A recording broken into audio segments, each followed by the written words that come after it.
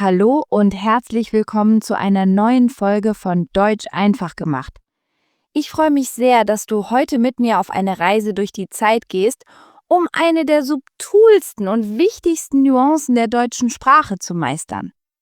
In unserer letzten Folge haben wir die Zauberformeln der Höflichkeit gelernt. Wir haben entdeckt, wie wir mit würde, könnte und hätte unsere Bitten und Wünsche so formulieren, dass sie respektvoll und freundlich klingen. Wir haben also gelernt, wie wir im sozialen Miteinander elegant agieren. Heute verlassen wir die Welt der Höflichkeit und betreten die Welt des Erzählens. Es geht um eine der fundamentalsten Fähigkeiten in jeder Sprache, die Fähigkeit, über die Vergangenheit zu sprechen, Geschichten zu erzählen und von Erlebnissen zu berichten. Und im Deutschen haben wir dafür hauptsächlich zwei Zeitmaschinen: das Perfekt und das Präteritum. Das ist eine der häufigsten Fragen, die fortgeschrittene Deutschlerner stellen.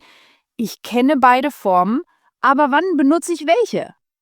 Warum sagt mein Lehrer im Unterricht, er ging, aber meine Freunde auf der Straße sagen, er ist gegangen? Ich verspreche dir, am Ende dieser Folge wirst du diese Frage nicht nur beantworten können, du wirst ein tiefes, intuitives Gefühl für die Antwort entwickelt haben. Wir werden eine ganz klare Erklärung liefern, die nicht nur auf trockener Grammatik basiert, sondern vor allem auf dem Kontext. Du wirst lernen, wann eine Geschichte wie ein lebendiges Gespräch unter Freunden klingt und wann sie wie ein formaler, geschriebener Roman klingt. Das ist eine Masterclass, um nicht nur über die Vergangenheit zu sprechen, sondern um dabei auch den richtigen Ton zu treffen. Bist du bereit, zum Meister der Zeit zu werden? Dann lass uns die Zeitmaschinen starten. Die goldene Regel: gesprochen versus geschrieben. Bevor wir uns auch nur eine einzige grammatische Form ansehen, müssen wir die wichtigste Regel verstehen. Und diese Regel ist keine Regel der Grammatik, sondern eine Regel des Stils und des Kontextes. Sowohl das Perfekt als auch das Präteritum beschreiben eine abgeschlossene Handlung in der Vergangenheit. Grammatikalisch gesehen sind sie oft austauschbar, aber stilistisch liegen Welten zwischen ihnen. Stell es dir so vor: Das Perfekt ist die Zeitform des Sprechens, des Dialogs, der Nähe. Es ist die Standardzeitform für die mündliche Kommunikation. Wenn du einem Freund erzählst, was du am Wochenende gemacht hast, wenn du eine E-Mail an einen Kollegen schreibst, wenn du eine WhatsApp-Nachricht verschickst. In all diesen Situationen benutzt du das Perfekt. Es fühlt sich persönlich, direkt und relevant für die Gegenwart an. Es ist die Sprache des Hier und Jetzt, das über das Damals spricht. Das Präteritum, manchmal auch imperfekt genannt, ist die Zeitform des Schreibens, des Berichts, der Distanz. Es ist die Standardzeitform für die schriftliche Erzählung. Du findest es in Romanen, in Märchen, in Zeitungsartikeln und in formellen Berichten. Es schafft eine gewisse Distanz zum Geschehen, als würde man eine Geschichte aus einer Beobachterperspektive erzählen. Es ist die Sprache des Es war einmal.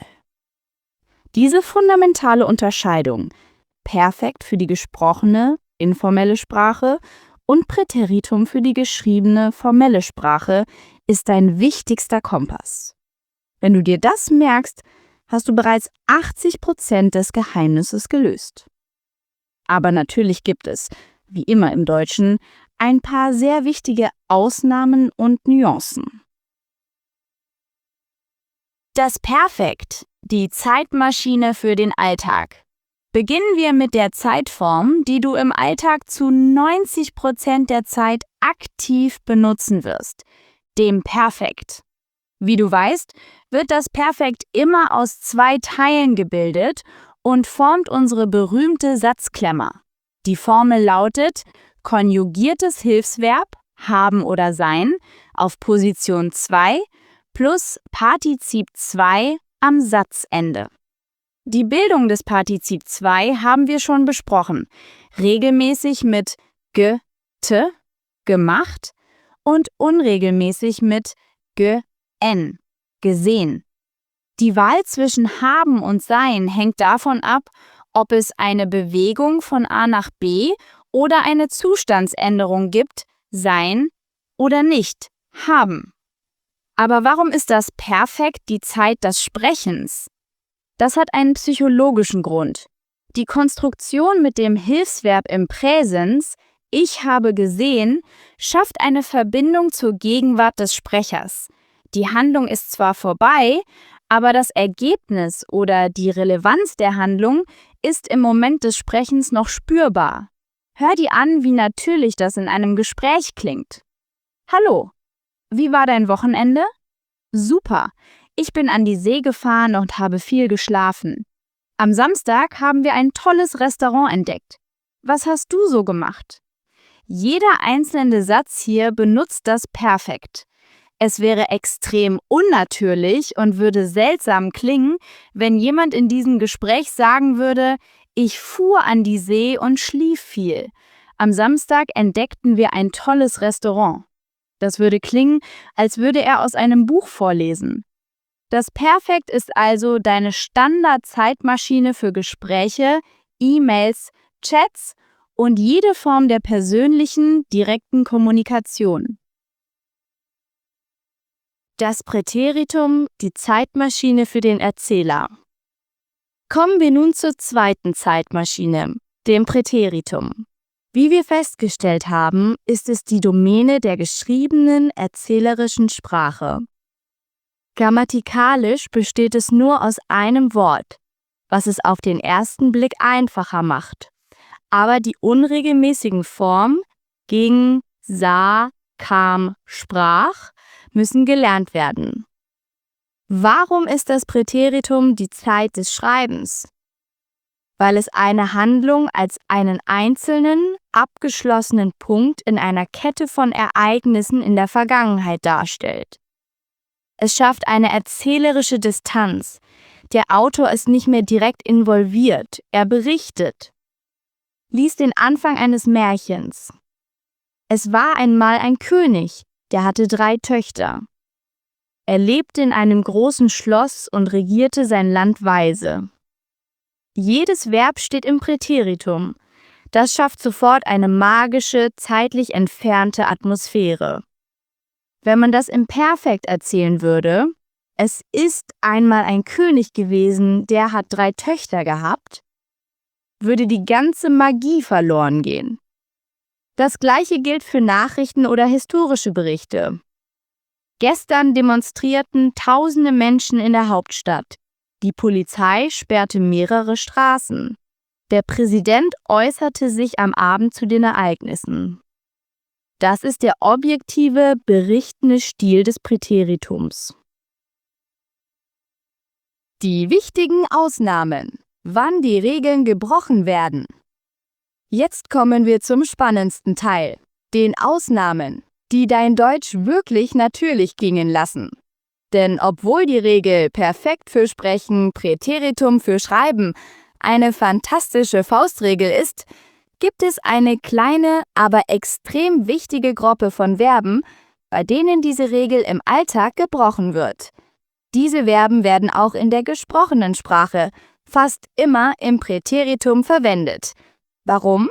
Einfach, weil die Präteritumform viel kürzer, einfacher und gebräuchlicher ist als die komplizierte Perfektform. Lerne diese Verben wie deine besten Freunde. Es sind 1. Sein. Man sagt fast nie, ich bin gestern in Berlin gewesen. Man sagt immer, ich war gestern in Berlin. 2. Haben. Man sagt fast nie, ich habe letzte Woche keine Zeit gehabt. Man sagt immer, ich hatte letzte Woche keine Zeit. 3. Alle Modalverben. Können, müssen, wollen, sollen, dürfen.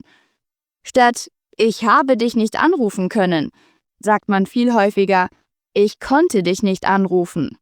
Statt wir haben am Wochenende zu Hause bleiben müssen, sagt man, wir mussten am Wochenende zu Hause bleiben.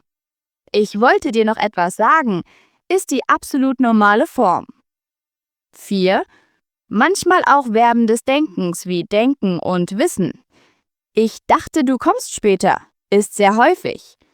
Ich wusste das nicht, ist ebenfalls sehr gebräuchlich. Diese Gruppe war, hatte, die Modalverben und manchmal, dachte, wusste, sind die Präteritum-Superstars des Alltags. Wenn du sie in deinen Gesprächen benutzt, klingst du sofort viel authentischer. Regionale Unterschiede und der fließende Übergang. Um das Bild komplett zu machen, muss ich noch eine kleine Komplexität hinzufügen. Die strikte Trennung zwischen Perfekt und Präteritum ist im Süden Deutschlands, Bayern, Baden-Württemberg, Österreich, Schweiz, noch viel stärker als im Norden. Im Süden wird fast ausschließlich das Perfekt im Gespräch verwendet. Im Norden Deutschlands, rund um Hamburg oder Berlin zum Beispiel, wirst du auch im gesprochenen Deutsch manchmal das Präteritum von häufigen Verben wie gehen, ging, kommen, kam oder sehen, sah hören. Zum Beispiel könnte ein Norddeutscher sagen, ich ging kurz einkaufen. Ein Süddeutscher würde fast immer sagen, ich bin kurz einkaufen gegangen. Was bedeutet das für dich als Lerner? Halte dich an die goldene Regel. Benutze im Gespräch immer das Perfekt, außer für die Superstar-Ausnahmen. War, hatte, Modalverben. Damit bist du in ganz Deutschland, Österreich und der Schweiz immer auf der sicheren und richtigen Seite. Eine Geschichte in 2 Welten. Der gefühlte Unterschied. Um den Unterschied jetzt wirklich zu fühlen, machen wir unser Experiment vom letzten Mal noch einmal, aber mit mehr Bewusstsein für die Nuancen. Ich erzähle dir, was ich gestern gemacht habe. Zuerst im reinen Präteritum-Stil, wie in einem Roman. Stil 1, der Roman Präteritum. Gestern verließ ich das Haus früh am Morgen. Die Sonne schien und die Vögel sangen. Ich ging in den Park und setzte mich auf eine Bank. Ein alter Mann las die Zeitung und ein Kind spielte mit einem Ball. Ich dachte über mein Leben nach. Hörst du die Distanz? Es ist eine beobachtende, fast literarische Erzählung. Stil 2. Das Gespräch mit Perfekt mit Präteritum Superstars. Also, gestern war ein super Tag. Ich bin früh am Morgen aus dem Haus gegangen, die Sonne hat geschienen und die Vögel haben gesungen. Ich bin dann in den Park gegangen und habe mich auf eine Bank gesetzt. Da war ein alter Mann, der hat die Zeitung gelesen und ein Kind hat mit einem Ball gespielt. Ich hatte endlich mal Zeit und habe über mein Leben nachgedacht. Fühlst du, wie viel näher und persönlicher das ist? Es ist eine lebendige Erzählung. Und du siehst, wie natürlich sich die Präteritumformen war und hatte in die Perfekterzählung einfügen. Das ist authentisches, gesprochenes Deutsch. Und das ist die ganze Wahrheit über die deutschen Zeitmaschinen. Es geht nicht um eine starre Grammatikregel, sondern um ein tiefes, kontextuelles Verständnis für Stil und Atmosphäre. Lass uns die wichtigsten Erkenntnisse noch einmal zusammenfassen. Die goldene Regel.